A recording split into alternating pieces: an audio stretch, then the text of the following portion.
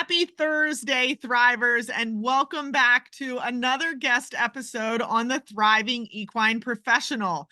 We have a brand new and exciting guest for you today that I am so excited about. This is a career that I have not talked about at all. So you are in for a treat today. And this episode is coming to you from the great state of Montana, which I'm even more excited about. So our guest, Diego Almeida, is with us today to talk a little bit about his many roles in and around the business of Farrier. So, Diego, you're a part of organizations, you're an educator, you're truly a student of the horse. You have many certifications and awards. I want to talk about all these letters behind your name. So we have a lot to cover with you today. But Diego, thank you so much for joining the Thriving Equine Professional today. Well, thank you for having me. I'm pretty excited for this. Yeah, thank you. It's a pleasure. We're excited to kind of dig into everything that you do. I'm not sure how you do it all, but I always like to start out by telling our guests a little bit about how we're connected.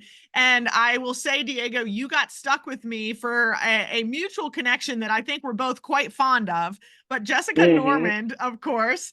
And so when I reached out to Jess and said, do you think Diego would be a guest on the podcast? She's like, I think he probably would. And I'm like, yes. So Jess did, as much as I kind of stalk my guests on LinkedIn mostly, Jess did get us connected. So shout out to Jess. Thank you. And we are excited for this episode. So Diego, I think our guests have already heard that it doesn't sound like you're from Montana. So let's just start at the beginning and tell our guests a little bit about who you are and where you're from originally. The accent kind of gives it away, huh? Yeah. I hear that a lot from my students, especially. Now, I'm from Brazil. I'm originally from Brazil. I grew up in the northeast part of Brazil, in a town called Recife, right by the ocean. And then my dad is a retired colonel in the military in the Brazilian army.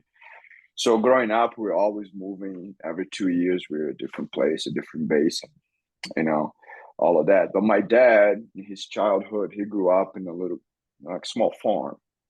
And then they had horses, and my dad grew up riding horses and swimming in the rivers, stuff like that.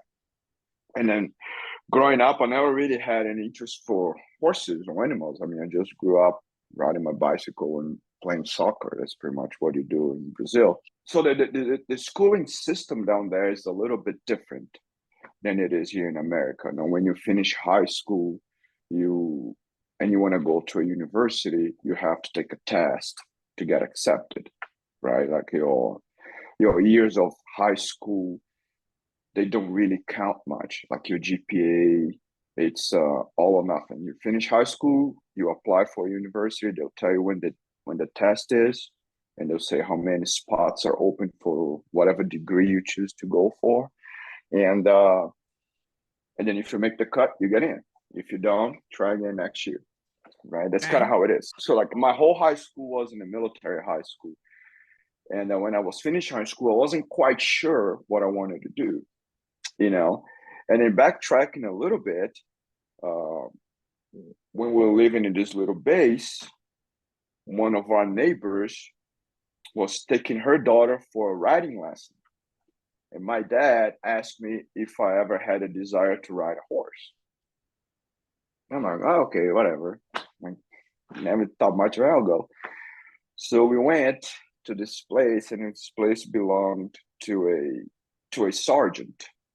And it was a really rundown place. I think probably the Humane Society would shut it down if they saw it nowadays. I mean, it was really bad. And my dad put me on this 3-year-old, very green quarter horse. Like his name in Portuguese is Segredo, which in English would be secret. And I got bucked off. Very first time I sat on a horse, I got bucked off. So I'm 10 years old, and then my dad was like, quit crying, you got to get back on, and blah, blah, blah, all that. So he put me back on the horse, and then we ride him. But then the following weekend, I wanted to go again. I said, well, Dad, can we go to the horse place? And he goes, yeah. So he was all excited because now somebody like liked horses. So Right. I caught the bug. So for about a year or 2 years, about 1 2 years, like we rode at this place, and my dad ended up buying that horse for me. The horse that bucked Ignorant. you off the very first time. Yes, yes. That's how ignorant we were about horses. We're a bunch of like yahoos. I mean, you just bought that green horse for a kid that has never ridden it before. So, needless to say, I got thrown off. I mean, he was a great horse. He was a very well-spirited horse. Like, he wasn't mean. He just didn't know any better, and I didn't know any better. So we were learning together. Right. So I got thrown off several times, broken arms, got tangled up in barbed wire fence, and like pretty much every single time I rode him, I'll get thrown off. But I always want to come back, go back and ride again. There's pictures at my parents' house of me riding with broken arm. We were so bad that my riding boots were my dad's old military shoes, and the whip was a piece of tree branch that my dad wrapped with some electrical tape. It was the handle. That was like, I was Yes. like very, You very made Western. it. That's called Mm-hmm. improvising, right? Oh Yes, my gosh, yes. that's the best.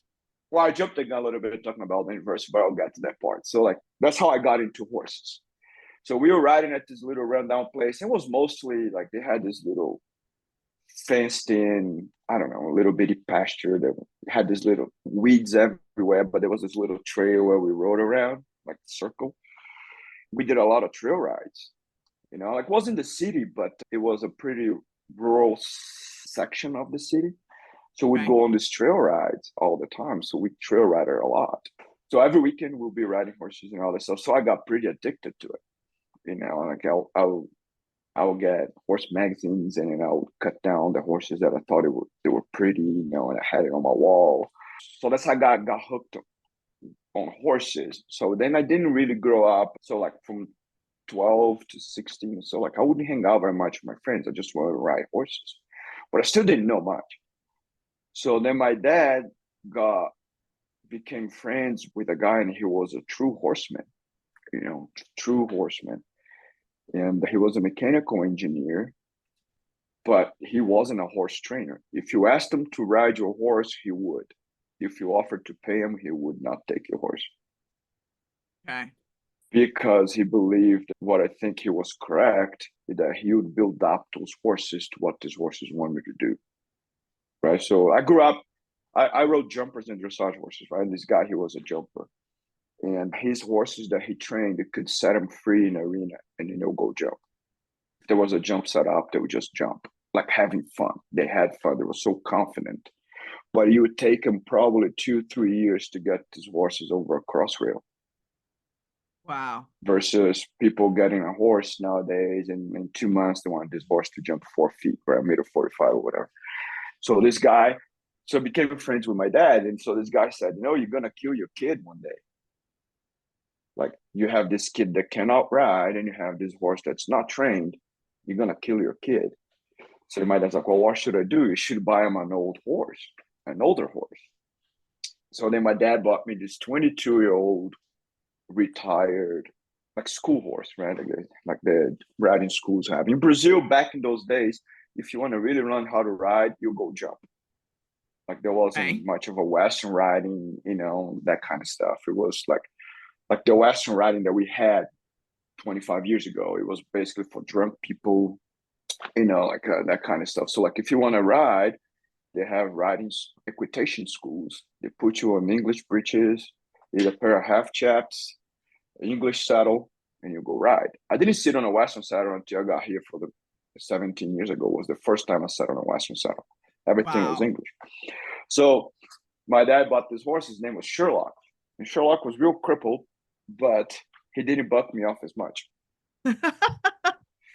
So then that's how it started. So then I was this 13-year-old kid, and then I would just hang around all these older guys, my dad and his friends. So we go on this trail ride. So I'll be riding in the back and just like listening to these conversations, and this guy would be coaching me and that kind of stuff. And then I got very addicted to riding. And then I would ride a lot, like pretty much every day. And I was in high school. We'd be done with class. I'll go home, do my homework, and then I'll catch 2 buses, and then I'll go to the barn. And then I'll ride my horse. I'll ride whatever horse they had available. And while I was waiting for my dad to come pick me up, I'll just sit on the fence and watch people ride.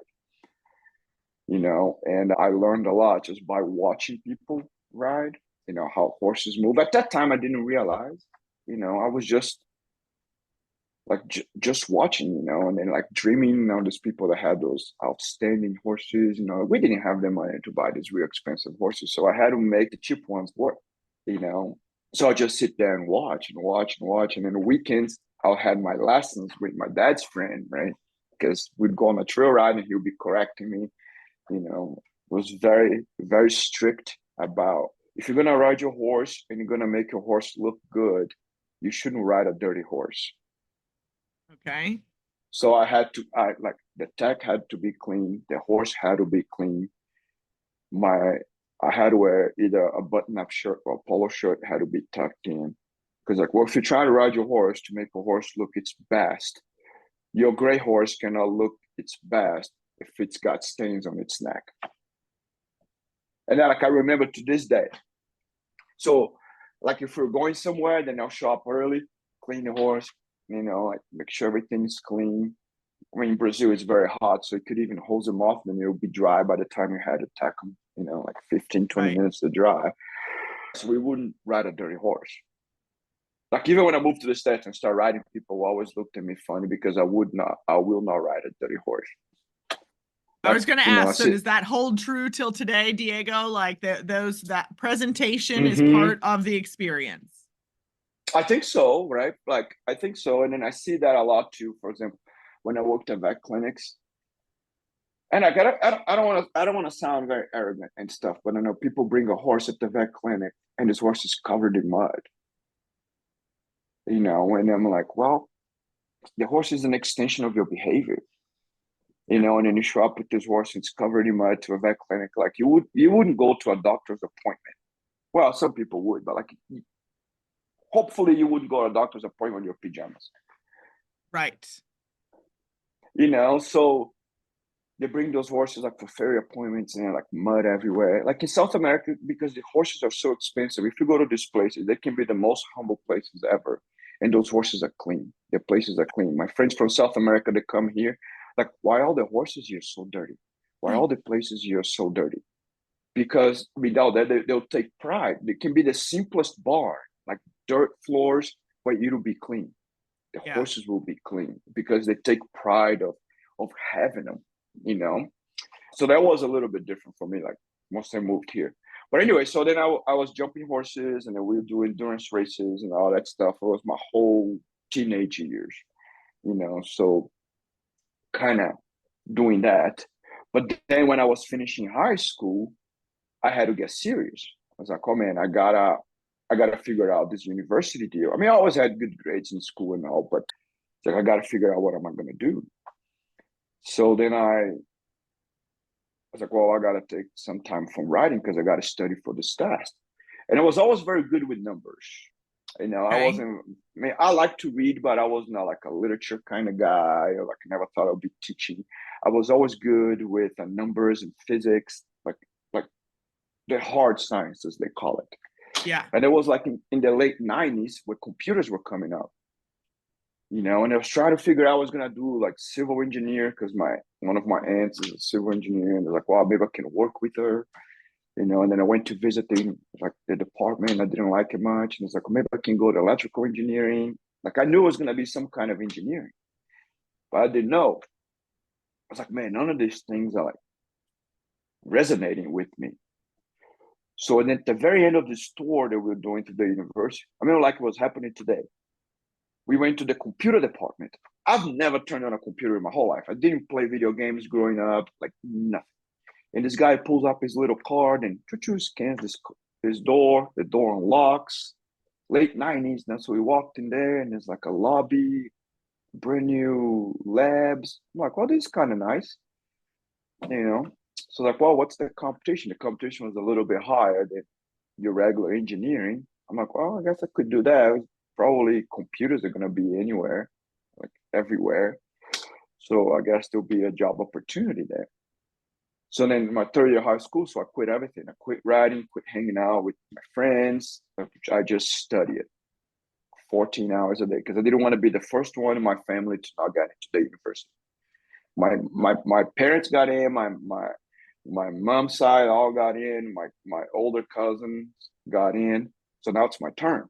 Like, I'm not going to be the first one to not get in.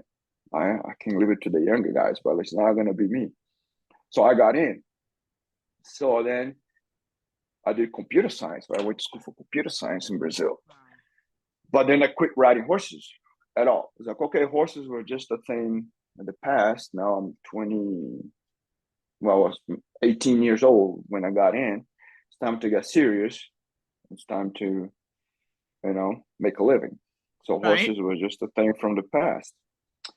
So we sold the horses, and then I just started working. And then I was a test engineer and a software developer for mobile devices back in the 90s, early 2000s. Like we were subcontractors for Motorola at the time when Motorola was big.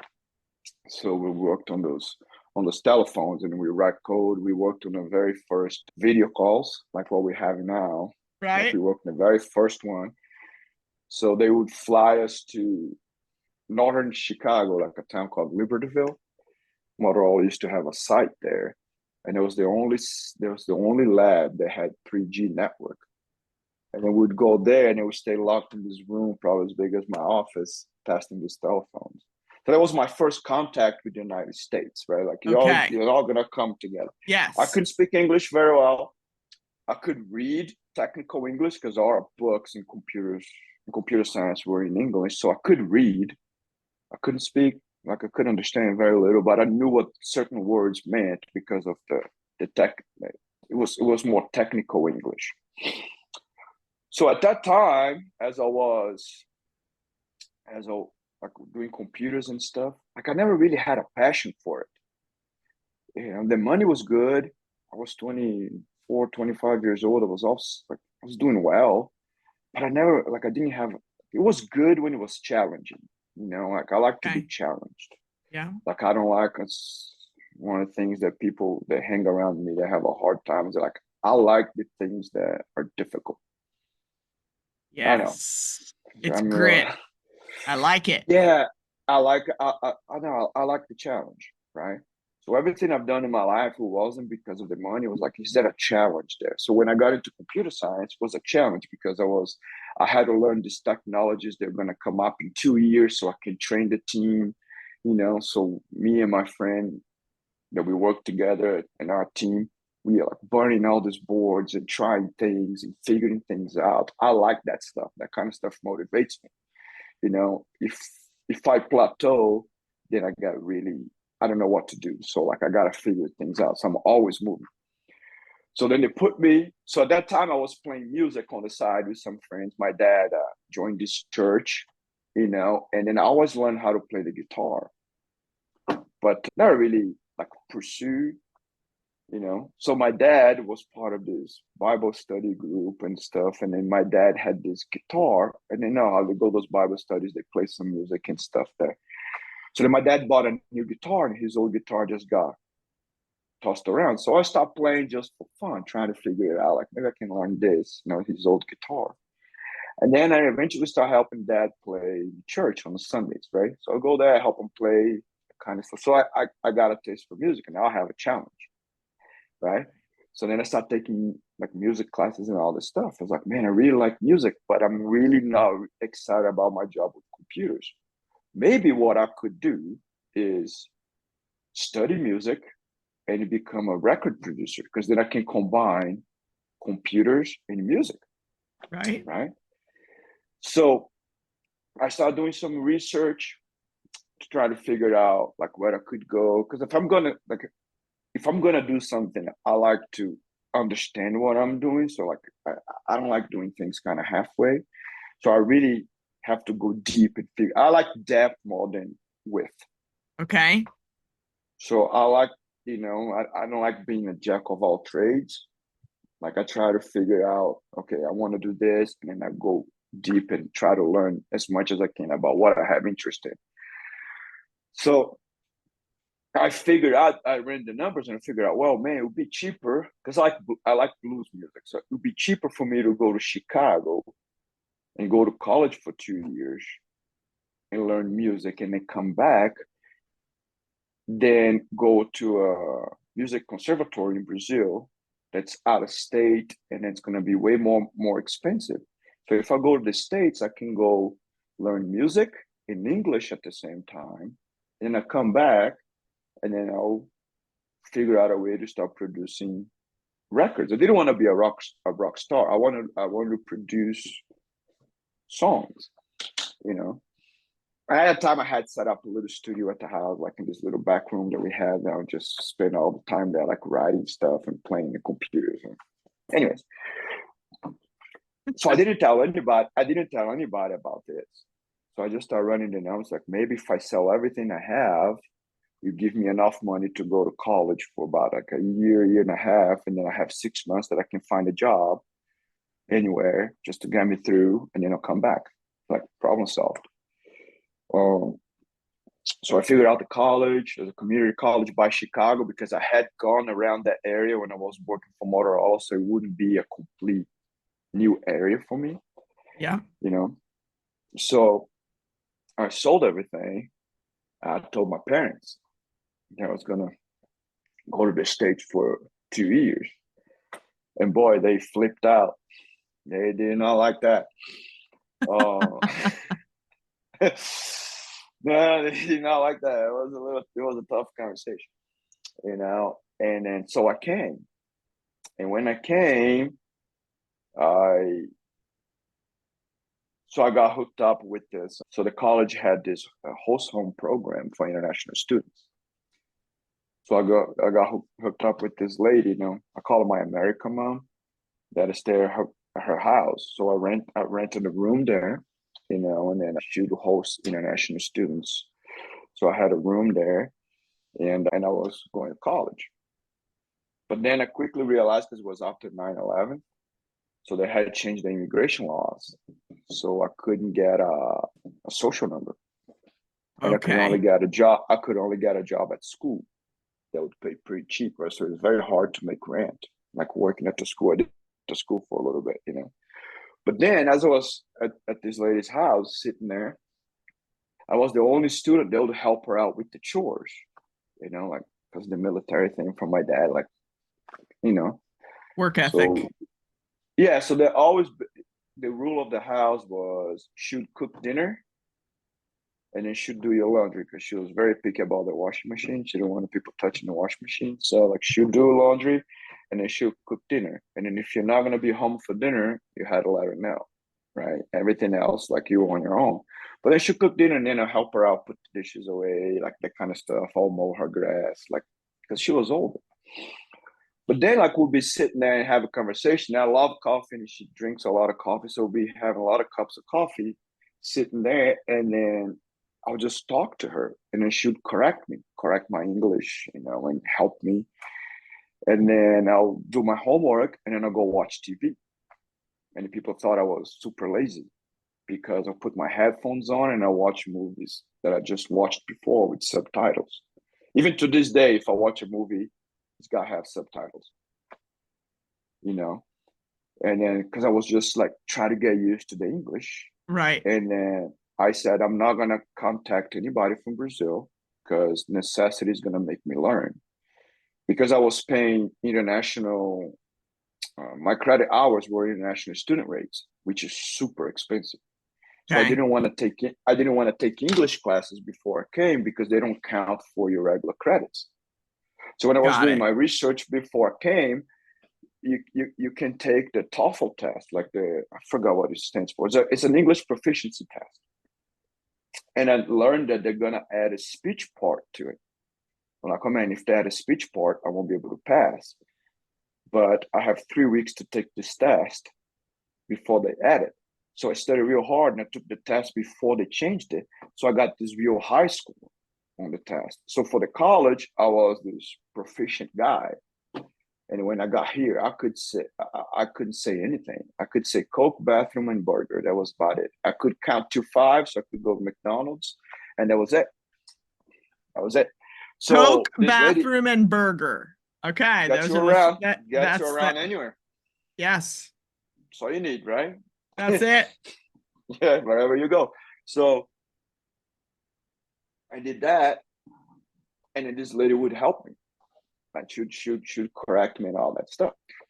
And in one of our conversations, I told her, I grew up riding horses, and then maybe like one day I'll get back to them. So, because when I was 15, I want to be a rider for the Spanish riding school. That was my Okay. goal. Obviously, it didn't happen, but that's what I wanted to do. I want to be a rider. We all of those dreams, Diego, they, like we have these dreams and they take a little bit of a turn. Yeah, like you can see how my life turned a lot. It turned 180 several times. So I told her I used to ride horses, and she used to babysit this young girl, and then she used to drive in front of this horse farm every day to go babysit this little girl. And my birthday was coming up, and then she stopped at the barn and said, "Hey, I have this student from Brazil. He rode horses growing up. His birthday's coming up. I'd like to buy him a trail ride." So then the lady said, "Well, bring him over, because if he can ride, we can hire him for the summer." And so she told me that. I'm like, "Oh, okay. Maybe, I don't know. I'll try." I mean, I hadn't been on a horse in 7 years. Okay. Right. So I didn't have riding gear, nothing. So I had this little bit of money saved up. So I Googled like tech shop, and I went to this tech shop around the town that we lived in, and I bought all this English stuff. That's all I knew, like English breeches and right, padded boots, all that. And I showed up to this job interview, and then people looked at me like I'm crazy, because everybody's wearing Wranglers and cowboy boots, and I'm wearing like English gear. I'm like, oh boy. So the lady takes me on a trail ride, and then I get the job. She goes, "Oh, you can do trail rides for us." I'm like, okay, that's fun. She goes, "You're gonna be a drag rider," which at that place meant that I would only go out if we had more than 3 people on the ride. okay.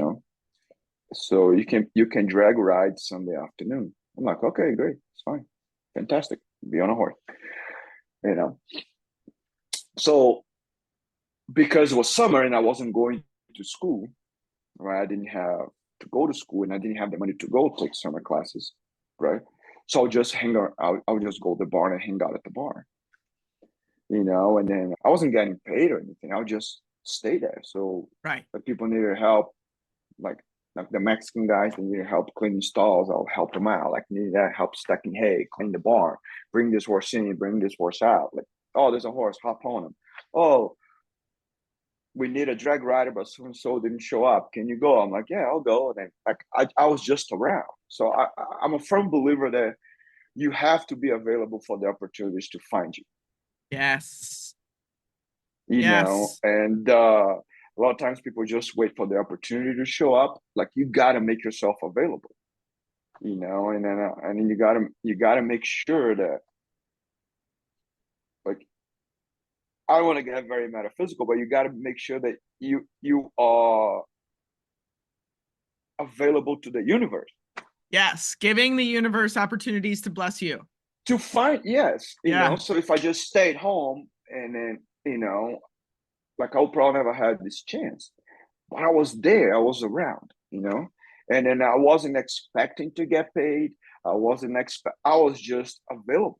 And sometimes you gotta do things without knowing if you're gonna get compensated or not. I think that's one of the biggest problems that we have with the younger generation, is that, and then we can get into that later if you want. But anyways, so they hired. So I was there, and then I started going into more rides, and then because I became very reliable. Now all of a sudden, I was the main rider every day. Every day, I'll just be around, so people will show up to ride. Like, if I didn't have any ride and any rides scheduled, I'll be there. Yeah. And people will show up. And then, I mean, I had tons of people showing up. I mean, I'll take maybe 50, 60 people a day on a trail ride, like Wow. sun up to sundown. And I loved it. I met so many people. I couldn't speak English at all. And I'm like talking to these people, you know, and being around. So I was able to pay for college, all just doing this side gig. But in the winter in Chicago, it's not very good, you know, so it slowed down. And the same lady said, have you thought, since you're very, like you like being around horses, you know, have you thought about horseshoeing? I'm like, no, really? No, like I mean, growing up, I thought it was like your grandpa knows how to shoe and then teaches your dad, and your dad teaches you. It's kind of like how it is here in Montana still. Yeah. I didn't realize there were schools. And it just happened that there was a school 4 hours from where I lived. I didn't know anything, so like I just signed up for that program. And then I showed up, and it was a wake-up call because I really sucked. I was good with the book stuff. Like the Okay. book stuff wasn't very hard, you know, because I mean, I went to the university like that. I like to read, so the book stuff wasn't very difficult. But I've never forged before. You know, I didn't grow up in a farm. I didn't grow up like fixing trucks and tractors. Like, you know, I didn't Okay. grow up doing that. Yes. You know, and like all the guys in my class, and at that time, right now it's changing a little bit. There's a lot of girls that come to the program, but when I Yeah. went to horsemanship school, it was mostly men. You know, Right. it was mostly men. And all those guys that could build an airplane with a crescent wrench and duct tape, like they're like super handy. Yes. And I couldn't figure it out, you know. And I was like, man, this sucks. This sucks. I spent all this money that I didn't have, and then I don't know if I can show a horse. I mean, I tried. I worked very hard in school, you know. I would do my work and go do somebody else's work if they didn't want to do, you know. But it took me, it was a 12-week program. It took me about 8 weeks just to figure out how to start to make something that would resemble a horseshoe. Wow. What a Yeah, lesson though, Diego. Like what a lesson in as we get into the rest of your career that you started out and you're like, yeah, I sucked at it. I wasn't very good at it. And well, here you are, like you are I decorated. tell my students all the time, in order for you to get good at something, you gotta suck at it first. You gotta be bad at something first. And then you have to learn how to fail. I like failing. Like if I'm gonna fail, I want to fail as fast as possible so I can get better as quick as possible. I love that Right. advice too. And I heard it not very long ago. Fail fast. So here it is being repeated. Listeners, like take this in. This is wisdom.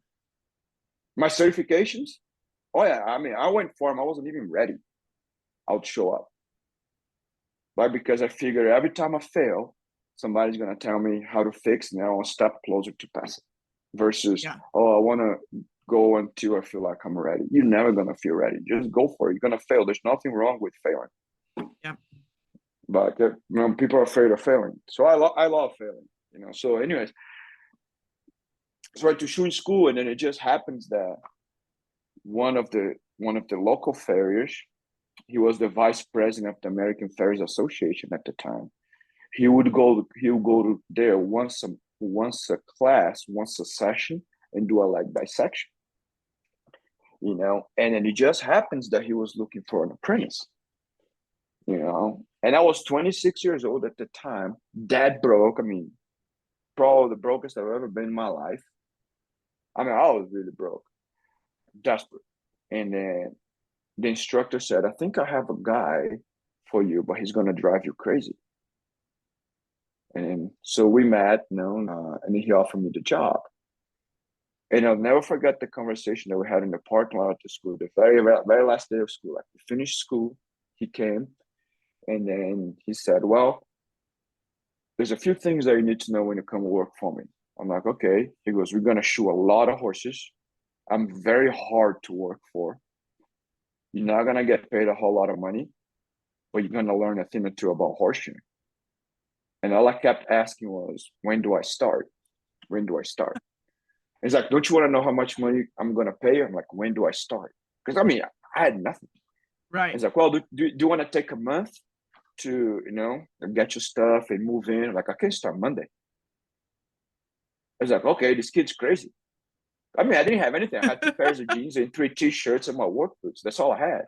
So I slept on his couch for 3 weeks until he found a place to put me, So like his family took me and it became my family, and like I taught his daughter how to drive a stick shift. Like I grew up, like I babysat his kid, that kind of stuff. So we stopped apprenticing, and then I'll just go shoe horses with him. We just go shoe horses. And I was getting paid very little, but boy, I was practicing. So we shoot. The deal was, you can use my shop, you can use the bar stock, but you got to buy your own propane. And at the time, I was getting paid, if I remember correct, like $275 a week, plus a place to stay. And the 100-pound bottle of propane to get filled up at the local farm store would cost $89. So I would get paid, and my first trip was to the farm store to get my propane, because I would go through a bottle every 7 days. Wow. Just practicing at night. So I built a lot of shoes, because I was really bad, and then but because I was really bad, it kind of made me want it even more, because and then once I start getting better and seeing progress, I'm like, oh, this is awesome. So if I had to shoot weekends, I volunteered to go with them. So it's supposed to be a 2-year apprenticeship. I did 4.5. Oh my. Mm-hmm. Yeah. So like we kind of became business partners. So then in the meantime, he told me about the FA and the certification. He's like, you got to go take those tests. Okay. Said, okay. And so for our listeners, Diego, let's define. I always have to explain the acronym. So when we talk about the AFA, we're talking about. Yeah. So the AFA is the American Farriers Association. It's a voluntary organization, right? Like, I don't know if your listeners know this, but there's no standards for horseshoeing in the United States. Like, we don't require education, we don't require schooling, none of that. And in England, for instance, they're very strict about it. So you have to go to college, you have to do an apprenticeship under a registered master farrier. I think they call it master farrier, I can't remember. Like an approved farrier, like an approved mentor. Yes. In the United States, you don't have that, So the American Farriers. While we're on that, but yeah, so you are an active member with the AFA here in the US, but you mentioned in England, you're also an associate, Diego, with the Worshipful Company of Farriers in England. So yes, I want to point that out while you bring that up, because you're not only an active, educator and student of the horse, et cetera, as a professional farrier here in the US, but also active internationally as well. And I think that's, it just speaks to the commitment that you've put into this career. Yes, I love it. Like, I wake up every day. I love what I do. There's some aspects of the business that are a little draining, but like the action of actually showing a horse, I love it. But anyway, so the American Farriers Association is a voluntary association, and it has a certification program, and you have different levels of certifications, right? You have like the entry level, the certified farrier, your CF, as we call it. And then you have a tradesman, and then you have a journeyman, and after the journeyman, you have the endorsements, like the educator's endorsement, the forging endorsement, the therapeutic endorsement, right? And among those, like, they're not certifications, but for you to perform certain roles within the AFA, for instance, for you to become a tester, you have to get approved. You have to do a tester update. For you to be a certification instructor, you have to take a test. There's this, and then certain level of standards that we require. So then he said, well, if you get certified, you get an extra $100 a week. I'm like, I'm on. Them on. I'm going to do that. So I went to my very first certification. I had no idea. I failed so miserably. I was so bad. But then I'll come home. It's like, well, where's the next one? And then I'll practice and go to the next one. So I finished school. And then I think from the time I finished school, I think it was like 10 months, 11 months, I got my journeyman. But I had taken certifications. I had gone to 7 certifications in 11 months. Okay. But every time I was one step closer of passing it. So I would go, I would fail. They would tell me what to fix. I'll go straight back to the shop and go practice. And So I got my journeyman, you know. So at that time, not very many people had endorsements. Like the therapeutic endorsement was like the most coveted one, but they had there was a few guys that had the forging endorsement, but nobody had all of them. I'm like, well, what if I can be the first one to have all of them? Right. You know? And so it's like, so I made a plan. Like, well, I can do this, this, this, this. So then I did the educated endorsement first, and then I was getting ready for the British certification, the associates. So they would come they come to the US once a year. They go to the Kentucky Horseshoe School, Mitch Okay. Taylor's place. Yes. So I'm like, well, my boss was like, well, you want to try? I'm like, I don't think I'm ready. He goes, just try it. Like, okay. So then I start studying, So I took I think it was like 3 or 4 times to pass because like, well, then COVID came and they didn't have enough. No, not COVID. They didn't have enough people 1 year, so they didn't come. So like, it kind of took me 4 years to get it because had to wait and all of that. But the first time I took it, I passed everything, but failed one foot. I'm like, man, that sucks. My shoe burned up a little bit, but it was great. Like you get a little frustrated. I allow myself about 5-10 minutes to get frustrated with something, and then I kind of shake it off. I'm like, well, Okay. that's just life. But then it was great that I failed the first time because the next 3 years my forging got so much better. Okay. Because like, well, now I gotta go practice. Had I passed the very first time, I'll be like, okay, I'm fresh out of school. I'm 4 years into shoeing horses, and I have the certification. Versus, Right. you know, failing and then having to go practice and get better. You know. So I did that. So I got all the certifications. And how I got into teaching was because my boss, the guy that I work for, his name is Steve Sermershine, by the way. He's a great guy. We're still friends.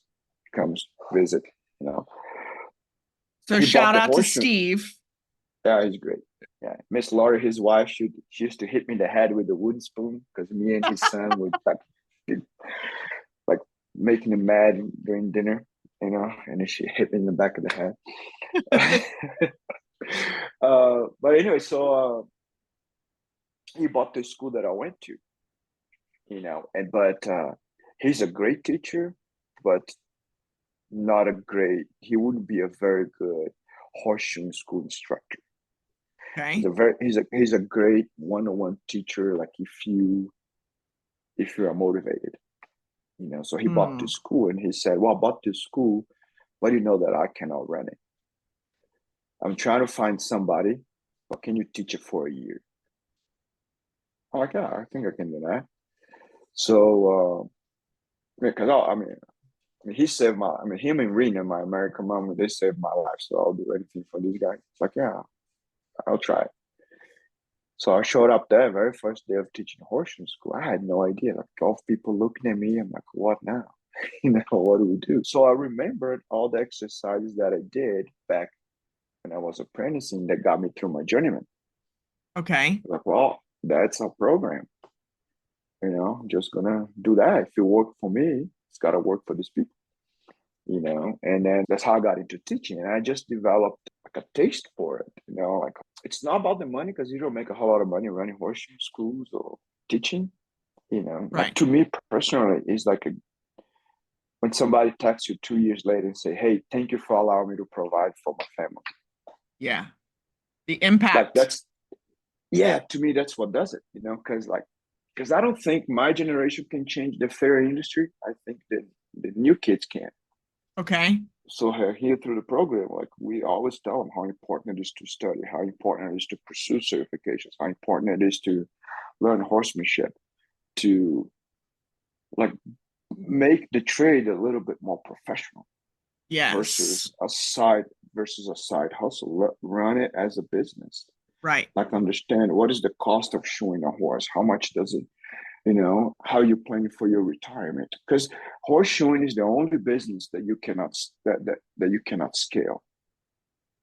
Right. Like if you think about it, right? Yes. Like any other, like if you start any other business, your whole goal is to scale either production, like you scale sales, or you scale like clients, right? And then you get more people, Once you scale, and then eventually you can sell your business if you want to, if that's your exit strategy, whatever it is. You cannot do it there with horse shoeing, because when you start shoeing, that's when your body is at its prime, Right. but you have zero experience. As you get more experience, your body cannot handle as many horses. So then when you shoe horses for 30, 40 years, if you're not financially smart and you want to retire, you cannot sell the business, because all your competition has to do is wait, because your clients are going to have to call somebody else. Yeah. Right. So why would I buy somebody's client list if they're going to call me anyways? So then all you have to account for is your shoeing rig. It's been beat to death because horseshoeing is very hard on equipment and trucks. That's all you have. And you worked 40 years. That's it. Right. So you have to have, but if you run it as a business professional, right? Like we have, like I teach at Montana State, but we also have like a Farrier service, and then I have a team. Like it's me and 4 more people, that we work together, and we always growing the team, because what I tell them all the time is that, you help us grow this. That's something in it for you, right? So we run it as a shoeing company, not as like Diego Farrier service. It's my job to lead them and train them and make sure they're qualified to do the work that I expect them to do. There's certain levels of interaction with clients and things that they're allowed to do until they get better. So we have these milestones. It's my job to control that. But it's an apprenticeship, plus they're also running a business inside of it. A service-based business that is reliant on your skills. But it's a team. Yeah, but it's a team. So in 30 years, if they decide to retire or whatever, like they can still be involved in it if they get hurt. Like people don't talk about this at all. Like we're one kick away from being disabled. Right. And I'm just recovering from an injury, right? Like I herniated a disc a couple of years ago. I could hardly walk. And then like unfortunately people will not wait for you to recover. Right. Yeah. There's someone else next in line. Oh yeah. You get hurt today, they'll call somebody else tomorrow. So the students that you're getting into the program, Diego, tell us a little bit about the Montana State University Farrier School. You're the program director. How long do that programs run? How many students are you bringing in? What does that student look like today? What do our listeners need to know about this opportunity, right? So yeah, our program is 12 weeks long. Okay. It's 3 months long. It's all day, every day, and Monday to Fridays, right? We take 12 students at a time.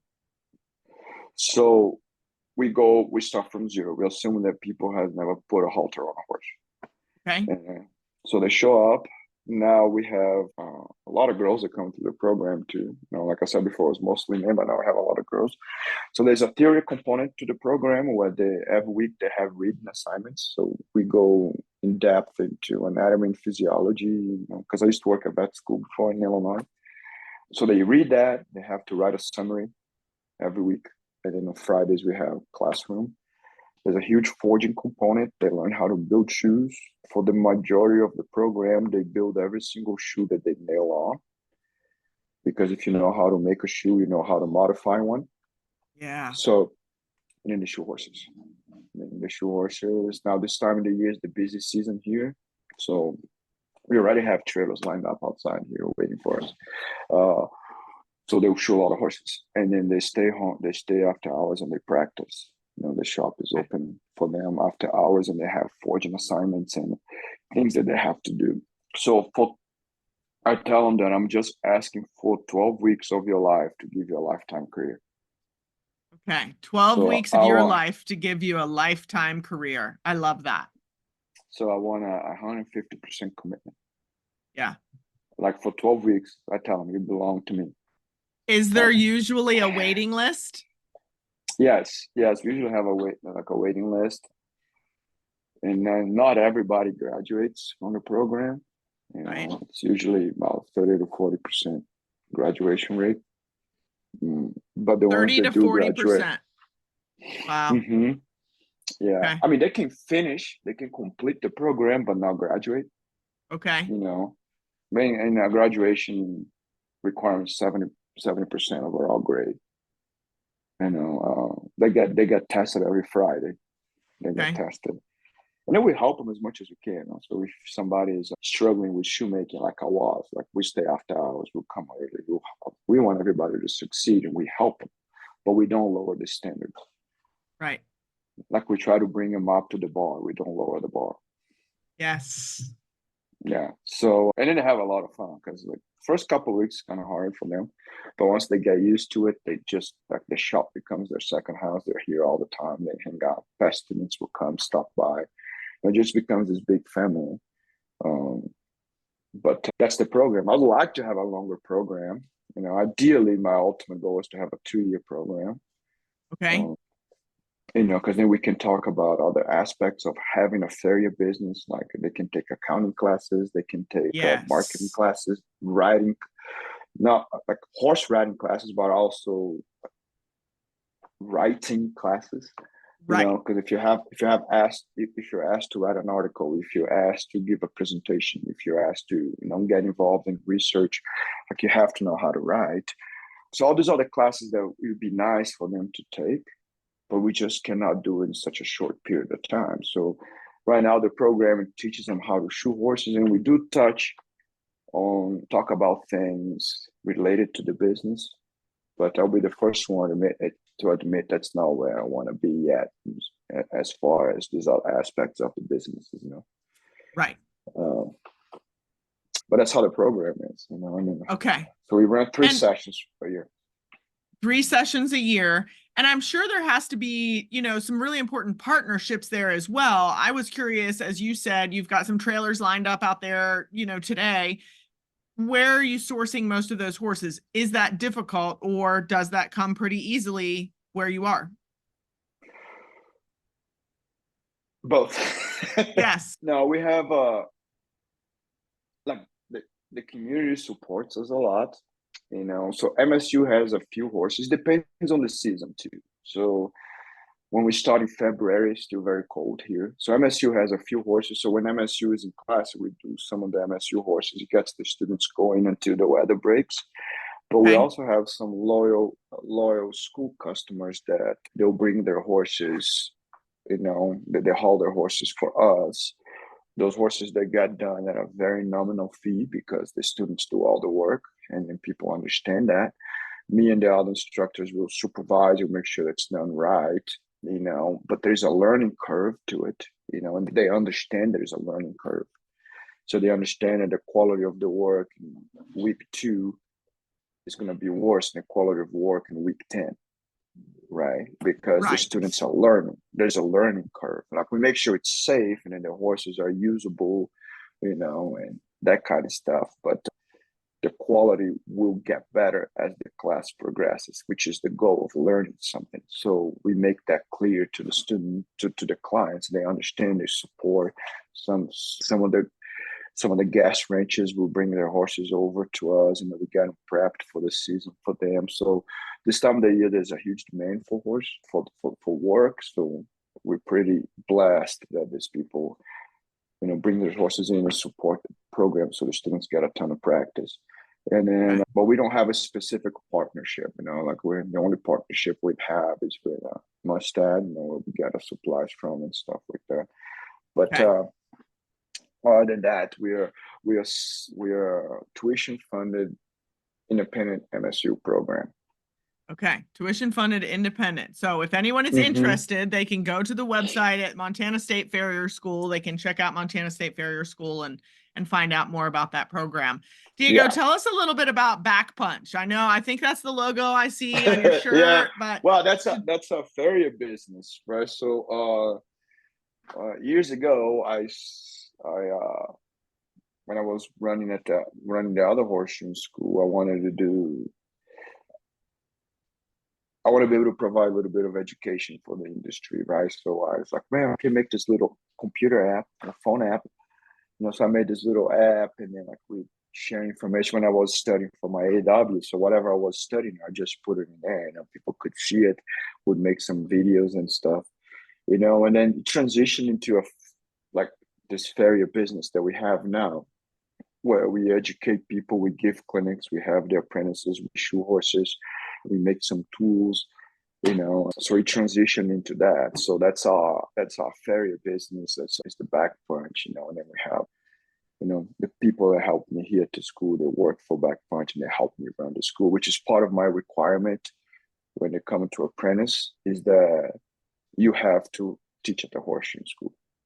Okay. Like that's the only thing I will not let go. Like I'm pretty flexible about other things and I'm pretty laid back when it comes to that. But I will not waive on the fact that they have to teach at the horseshoe school because it makes them better.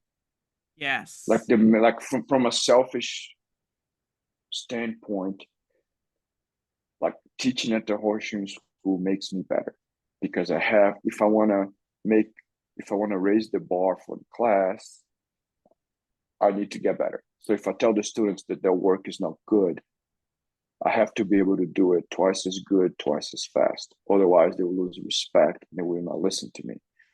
So it keeps me on the edge, right? So if I have, okay, we're going to switch textbooks, I better know the textbook from front to back. Yeah. So I always tell our apprentices that the students learning something is a byproduct of you getting better. Okay. Like the students learning something is a byproduct of you as an educator becoming better. Correct. Because you cannot force somebody to learn. Yes. Like you can open their heads and stick knowledge in there. Like your job as an educator is to show the information. Like in the most comprehensive way possible, right? Like if I show you the information and you don't understand, it's my job as an educator to figure out different avenues that I could present the same information. But you learning, it's not up to me. Yes. I just like all the struggle that I had, it was not up to anybody to make me better. I had to learn, I had to study, I had to figure things out.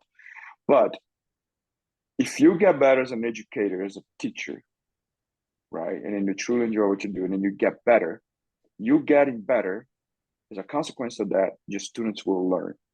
So you're not focusing on making the students learn. You focus on making yourself better, and then the students will learn. So like if we're here practicing, so if you shoe horses all day and the students see me build a shoe after hours, like they will go do that. So I'm getting better and then they get better. Yeah. Because like you lead by example. So if you work on your craft, if you study, if you raise the bar for yourself, then the bar of the program raises too.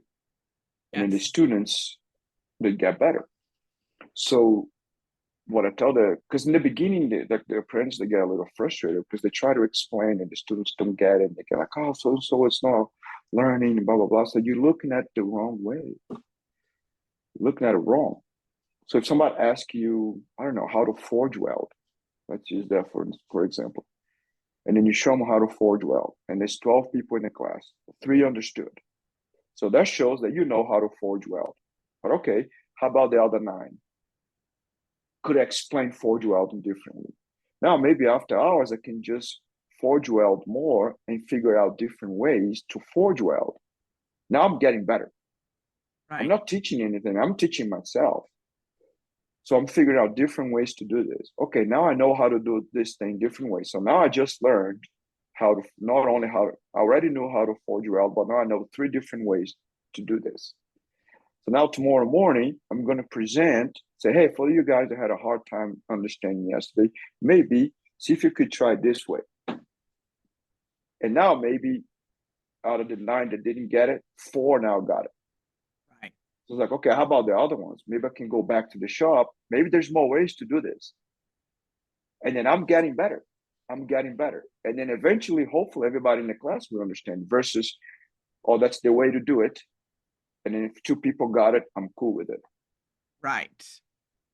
I think that's how we differentiate, like that's how I see teaching is that, I was going to say that's the difference between a job and, hmm a true passion, right? Like living your purpose, living your passion, and, yeah, really creating transformation rather than just teaching. You're transforming I lives. get pretty invested with the school. Like Yeah.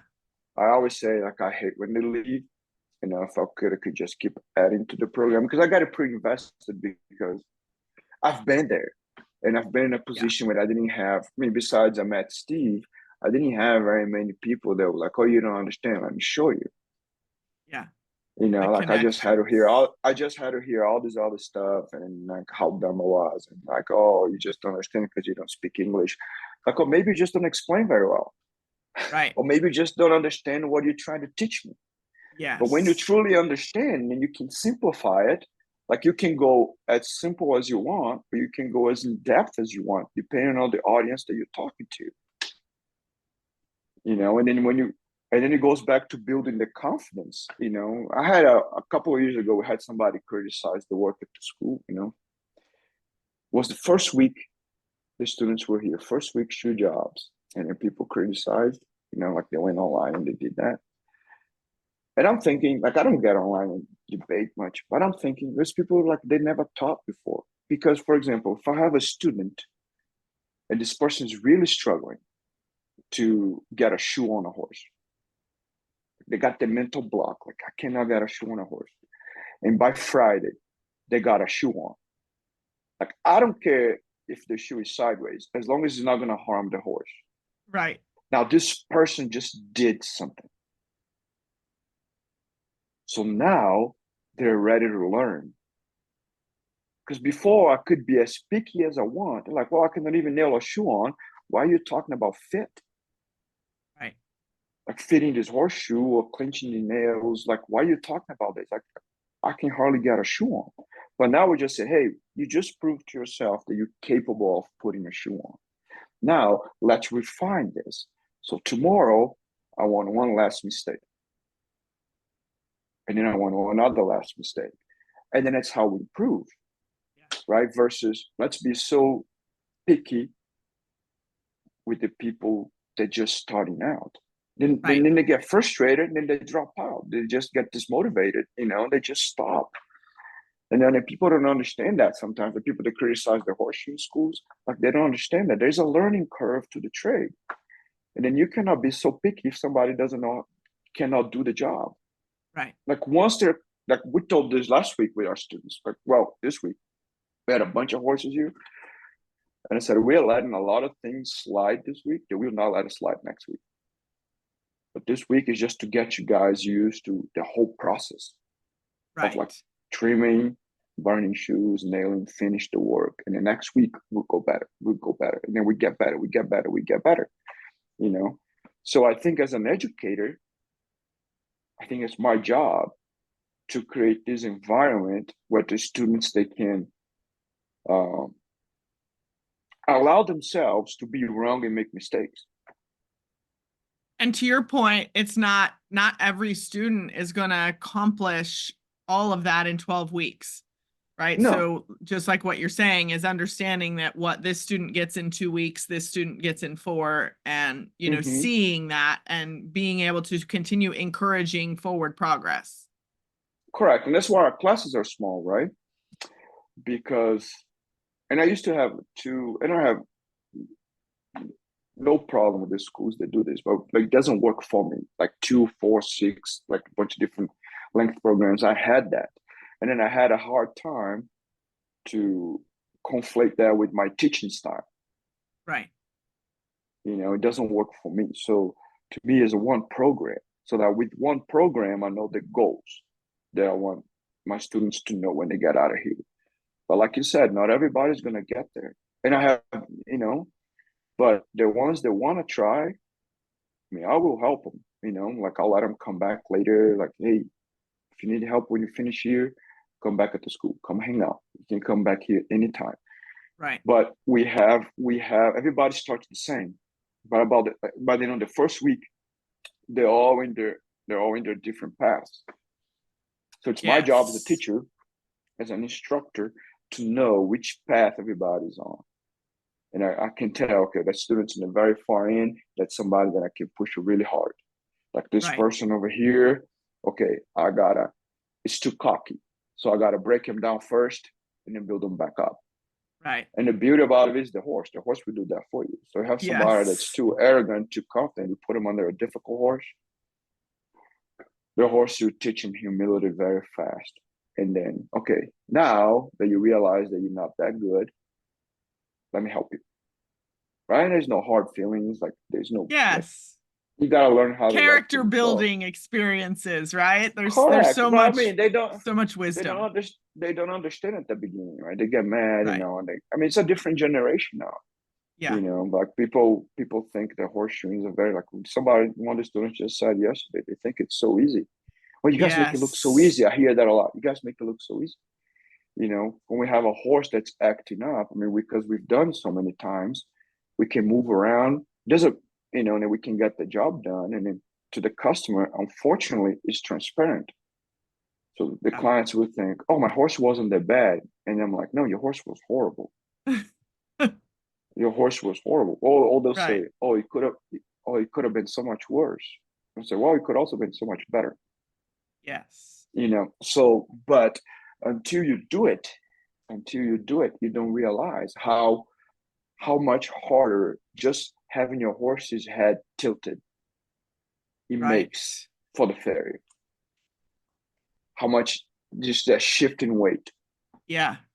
And to your point, there's so much we could talk about, and I know that I'm stretching out our time here a little bit, Diego, but what about the industry? Where, as we kind of wrap up and bring this home, you are a decorated, educated farrier. You have won competitions and certifications and awards, and you're published. But at your heart, you're a horseman and an educator. And Mm-hmm. I know that your standard of excellence is high, and you have a passion for raising the standard of excellence in the industry, especially here in the US. Where is the industry going? I think we are seeing a considerable decline in horsemanship. I think we have a lot of people nowadays that have horses, right, but they're not horsemen or horsewomen. I think most of the problems that we see with horses nowadays, because those horses are overweight and underworked. I think there's a lack of loyalty when it comes to like farriers and trainers and vets. I think people just keep flip-flopping until they find somebody that tells them what they want to hear, not what they should hear. Um, I tell my clients all the time, like I have your best interest at heart. I'm treating your horse like if it was my horse. Right. So if I think that your horse can go without shoes, I'm pretty certain, because if your horse was my horse, that's what I would do. Or I could spin you around and say that your horse needs all those things just so you could pay me more. Like, I don't want to do that. I want to have a long relationship with my clients. But a lot of times they don't take it the right way, because they say, hey, my horse is lame. I said, your horse is not lame. I just think you should ride him a little bit more. Like, I'll tell them. But a lot of times people don't want to hear that. So I think everybody's just seeking for a ribbon, like horse shows and stuff, but they don't want to put in the work, so you can buy a $200,000 horse, but if you don't ride him, if you don't train him, like a $200,000 horse costs $200,000 because there's a certain level of excellence that the horse has. And with those very high-end horses, they require a high level of commitment. But then I think people don't understand husbandry anymore when it comes to animals. I mean, I don't want to sound like a doomsday kind of guy, but I've seen like horses that we shoe when we show up to those appointments, horses misbehave and misbehave so much, because I always say, just because you can halter a horse doesn't mean that your horse is halter trained. Right. And a friend of mine, Linda, she said once, well, if you're a horse, like if you think about it, when you have a horse stand for the farrier, you're expecting your horse to do nothing, right? I mean, nothing, just sitting Yeah. there. And then you are not capable to train your horse to do nothing. I'm not even expecting you to train your horse, but you focus on getting your horse to do lead changes. But you cannot teach your horse to just do nothing. Like get tied up and just pick his leg up.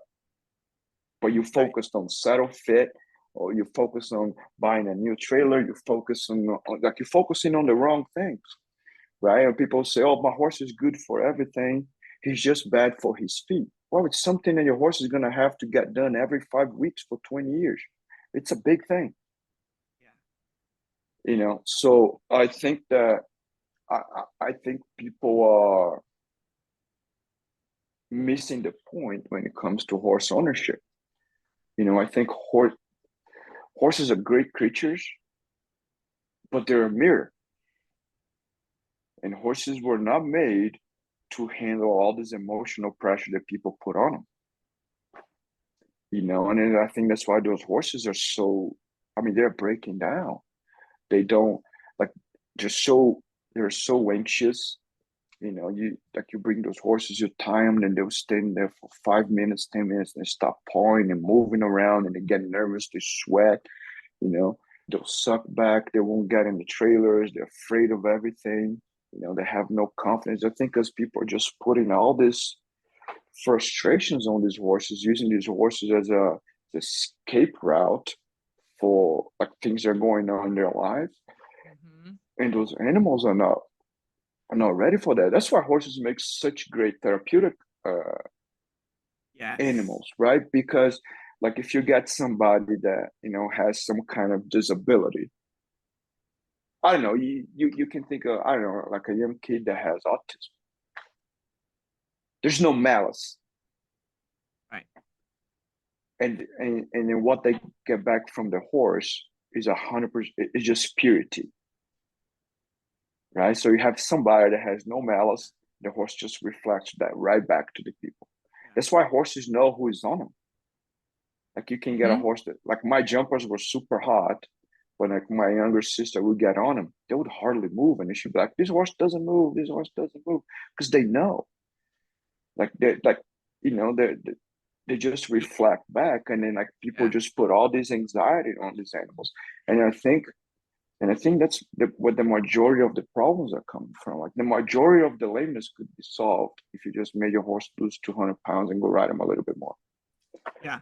The and then exchange of energy is a really interesting concept, Diego. I love that because, honestly, what it makes me think about is that we have so much to learn from them rather than just constantly thinking we should be doing something with them and to them and all of those things, that if we would just slow down a little bit, we have so much to learn from them.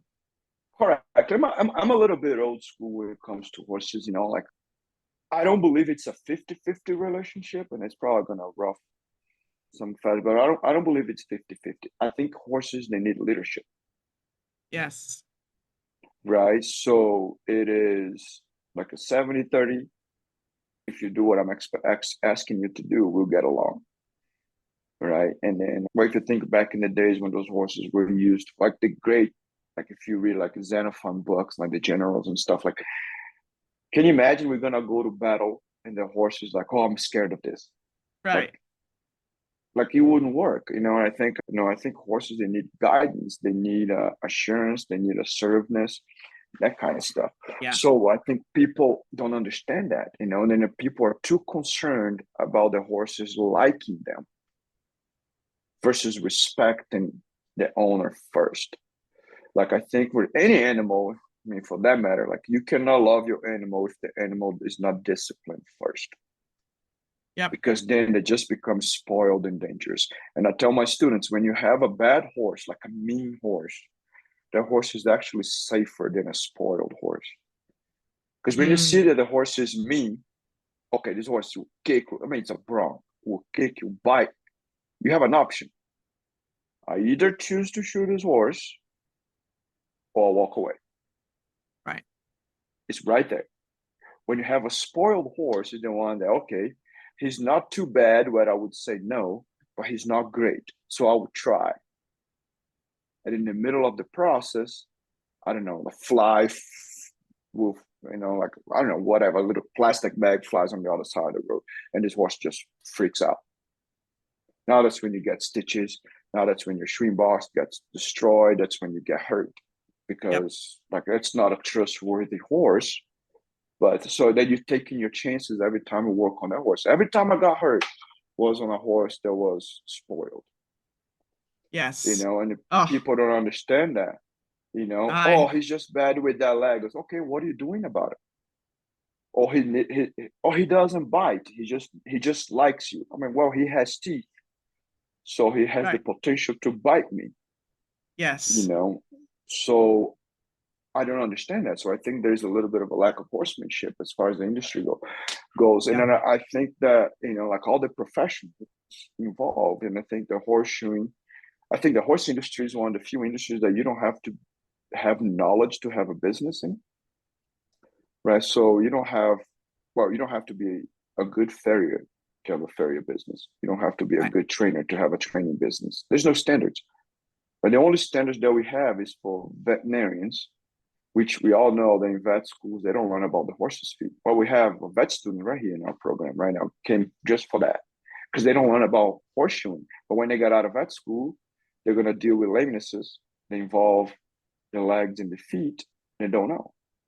Yeah. Right. So the standard is bad too.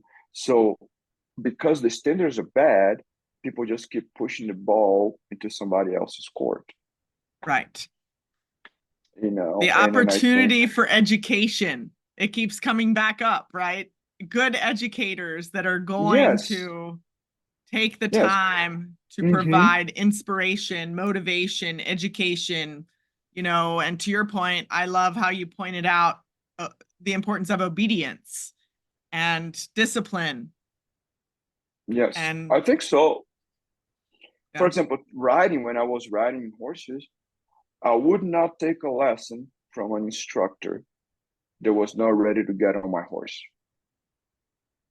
if they needed to. Yeah. Right. So let's say that we worked on, I don't know, tempi changes, and I couldn't get it. That instructor better be dressed up, ready to get on my horse and show me. It's the same way here. Like you're not gonna see me walking around the shop without my apron on. Yes. Because if the students cannot do it, I gotta go there and show them. So I gotta be ready to show. Like they would not respect me if I showed up to teach horseshoeing with shorts and Crocs. I could be the best farrier in the world. They would not, because I wouldn't be able to show to them. Yeah. So like you gotta be ready. You gotta be ready to do it. And then it goes back to the education to be full into what you do.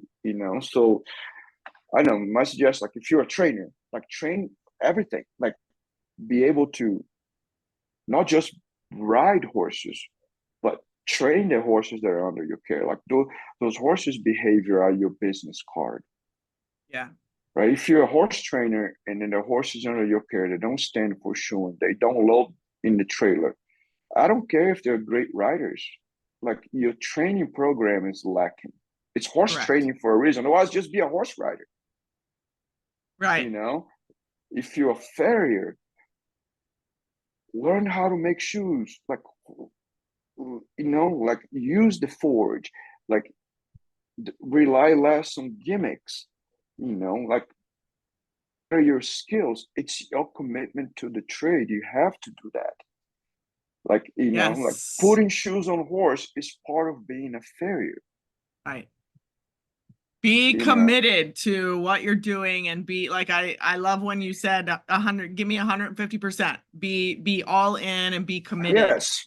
So yeah, Diego, I think that we could talk for hours because I love this conversation, but I know I've already taken too much of your time today. It's okay. Sorry I talk too much. No, I get a little passionate about this. Yes. And I want our listeners to hear that. And so listeners know that you can go find out more about the Montana State University Farrier School. You can find contact information for Diego on that website. And then as well, Back Punch on most of social media. And as we mentioned at the beginning of the episode, Diego is on LinkedIn, but that's probably not the quickest way to communicate with him there. Diego, any final thoughts for our listeners, especially young listeners who, are making these decisions about careers in and around the equine industry? Maybe much like you, they have a passion for horses, but they think they need to go get another career. Any final words that you would share with our listeners? I think horses are great. Like horses have provided me a great living.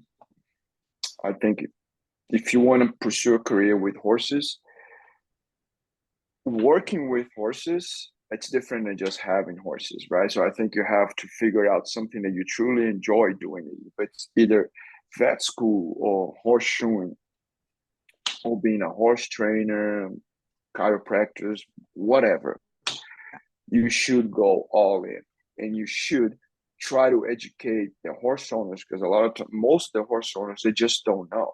They just don't know because they don't know where to get the information from, reliable information from. So they're just fed a bunch of stuff that's not true. So I think if you do decide to go in a horse career, you have to go all in. You have to be a student of the horse. The horse is going to teach you so much. You got to be able to observe. This older vet told me that the best thing you can learn around horses, develop the power to observe. Yes. The horses will always tell you, and the horses will tell you if you're doing something wrong. Doesn't matter if you agree or not. The horse will never lie to you. That'll be my advice. Now, there's plenty of opportunities. I'm biased to horseshoeing, obviously. We have a lot of girls come to the program. We have a lot of girls that work with us here in the business. Some guys and some girls. I think there's plenty of opportunities, but I think you should go ride with somebody that does what you want to do, to try to figure out if that's what you really want to do. Somebody that's reputable, right? And volunteer to do things. Go work for free to see if you like it. To see if you like it. Let me ride with you. Let me work with you for a month. And if you don't like me, don't hire me. But just get in the area that you want to do. Just be available. Make yourself available, so the opportunity can find you, like it did to me. That would be it's more like a life advice to me. Yes. Well, I love that you started out with that, be available, and you finished with that, right? Be available for the opportunities to find you. That is Diego's advice. But you mentioned so much, but be a student of the horse. And that I think is worth repeating as well, because that's what we need, right? We need to be a student of the horse. We need to be a student of life, a student of people. Curiosity is hugely important to me. So I think that you've mentioned just all of these things. But Diego, thank you so much for joining the Thriving Equine Professional. Yes, I'm so excited. Yeah, it was awesome. You guys got to come visit us. Yes, go visit the Montana State University Farrier School. I want to come out there for sure. So come on, you can stay at the cabin. Awesome. I'm excited. Just all right, love listeners. To have. Yeah, thank you so much. Have an amazing day, and we'll see you back here same time next week.